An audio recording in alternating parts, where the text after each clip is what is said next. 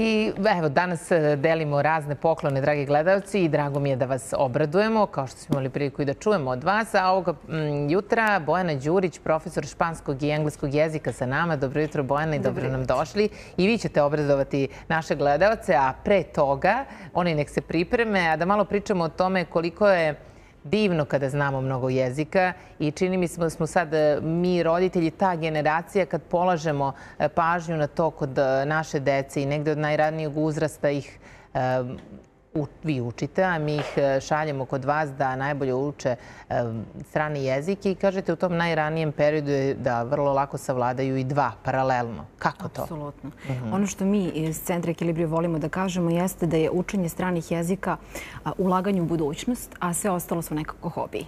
Ko je to najmlađe dete koje znate da zna dva strana jezika, na primjer, ili ih ima? Trogodišnjaci. Trogodišnjaci kod nas u centru počinju da uče strane jezike i već nakon 6 meseci mogu da uključe. A su roditelji stranci ili bilingvalni, kako? Ne, ovo su roditelji koji žive kod nas, nema veze sa bilingvalnim porodicama. porodicama. Dete od 3-4 godine dva jezika govori. Tako je, sa 3 godine krene da uči jedan jezik i već u 4. može da uključi još jedan jezik, jer oni jednom drugom ne smetaju. Sad razmišljam, gospodine Mariću, mogli bismo da ih ugostimo jednom, da ih čujemo, da vidimo kako to izgleda u praksi.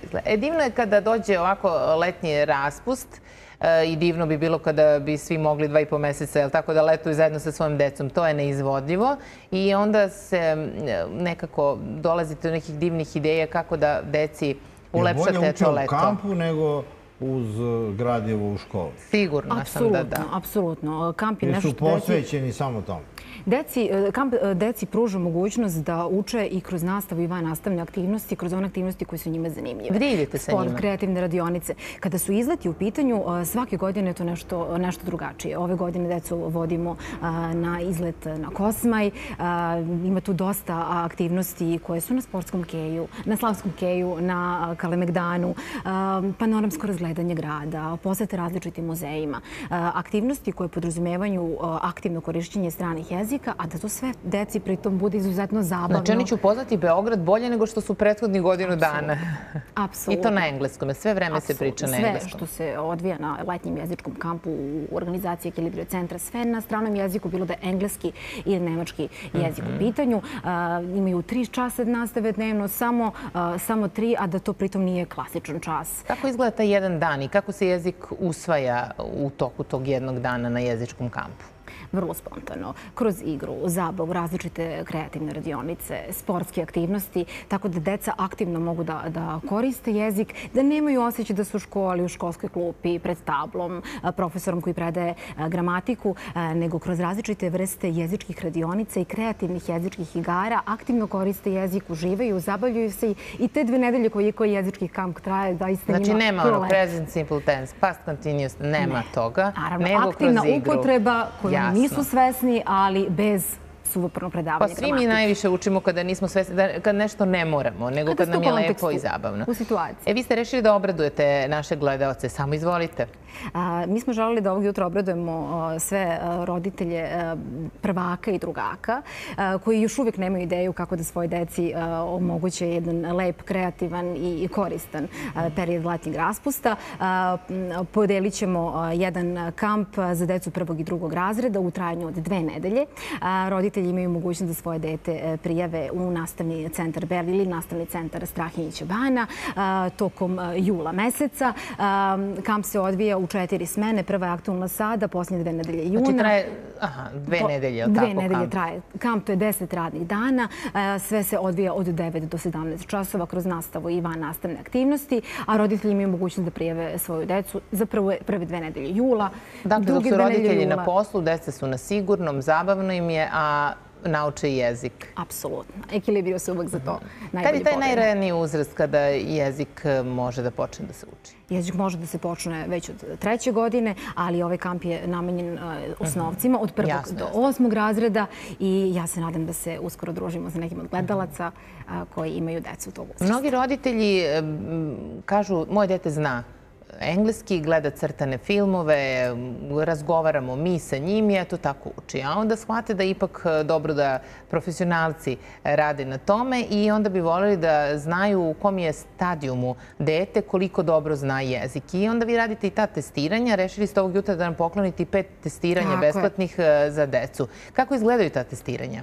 U zavisnosti od uzrasta, testiranje mogu biti pismenog ili usmenog tipa. Ukoliko su u pitanju dece do 4. razreda, uglavnom se obavlja usmeno testiranje, uz testiranje vještina i pisanja i čitanja vrlo kratko. Kada su u pitanju starija deca uzrasta od 5. do 8. razreda, pribegava se i pismenom i usmenom testiranju, gde se vrlo lepo pokaže o kom nivou znanja se radi i naravno ponudi se odgovarajući kurs ili princip edukacije kako bi dete nastavilo tamo gde je stalo i dodatno radilo na vještinama. I je li imate primere da deca znaju bolje jezike od roditelja? Apsolutno. Jel da? U poslednjih godina to je sve više slučaj. Bolji izgovor svakako imaju? Apsolutno. I bolji izgovor. I divno što roditelji prepoznaju da je najraniji uzrast upravo najbolji da dete krene sa učenjem jezika, jer tada najviše možete i da uradite. Recite mi, kada je najbolje uvesti taj drugi strani jezik o kome pričamo? Naprimjer, neko dete krene sa 3 godine da uči strani jezik. Kada drugi strani uvesti? Nakon godinu dana već možemo da pričamo o uvođenju drugog stranog jezika, jer je postavljeno su temelji za prvi strani jezik. Drugi jezik u tom slučaju mu ne smeta, jer se uvodi potpuno drugačiji kontekst, situaciju u kome dete usvaja i taj drugi. I ne smeta jedan drugom? Ne, zato što se pravi potpuno drugačiji kontekst i situacije u kojima se jezici usvajaju, a dečji govorni aparat je u tom uzrastu najrazvijeniji i imate prostora da radite i na uvođenju leksike i uvođenju jezičkih struktura, a da dete nema opterećenje pravilima. A slični jezici se isključuju kad se uče?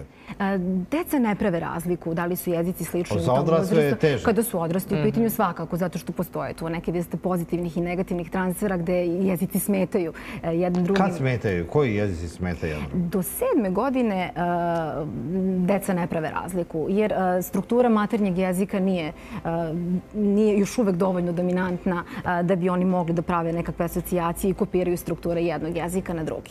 Kako se malo zađe u to osnovnoškolsko obrazovanje i uči strani jezik ili maternji po principu kako to ide pravilima, već tada to može da smeta. Ne, dok usvajaju mehanički, oni to lakše ide. Zapravo spontano. Onako po onom principu po kome se usvaja maternji jezik, da deca povezuju ono što čuju sa onim što vide, bez opterećenosti bilo kakvim pravilima. Lepo. Znači, mi smo malo zakasnili za taj početni, ali to je bitno da znamo. Znamo negde da deca to lakše savladavaju nego odrasli, ali neka kao nema veze, ima vremena, pa se možda taj najbolji period i preskoči. Evo, ovog puta ova priča je baš zbog tih roditelja koji se dvome. Upravo tako, ali svakako dugo pričamo o toj deci koje su uzrasta osnovne škole od 1. do 8. razreda i dalje nije kasno da se na jeziku radi i zaista možemo da se pohvalimo velikim odzivom i svešću roditelja koji upisuju decu na takve programe, da su svesni da deca na jeziku treba da rade i da... Bojana, vi ste profesor i španskog i engleskog. Zašto je deci lakše da uče kod vas u centru ili mnogim drugim centrima jezik nego u školi? Zato što se u nastavi sprovode metodi koji su moderni, koji ne liče na tradicionalne metode poput predavanja gramatike i popunjavanja praznina. Zato što je to niz interaktivnih aktivnosti i igara i deca usvajaju jezik, a nemaju svest o tome jer su potpuno neopterećeni. Kroz zabavu. Apsolutno. Zabavno im je, a ostvaruju sjajne rezultate. Hvala vam najlepše. Evo, dragi gledalci, čuli se, pretpostavljam da se već javljate, 5 besplatnih testiranja za narednu školsku godinu i poklanjamo jedan jezički kamp u trajanju od 2 nedelje. Bojana Đurić je bila gost našeg jutarnjeg programa. Hvala najlepše. A vam, drago gledalci, hvala što ste bili sa nama i ovog jutra. Vidimo se i sutra ujutru od 4:30 do 11:10. Mi vas pozdravljamo. Doviđenja i prijatno. Doviđenja.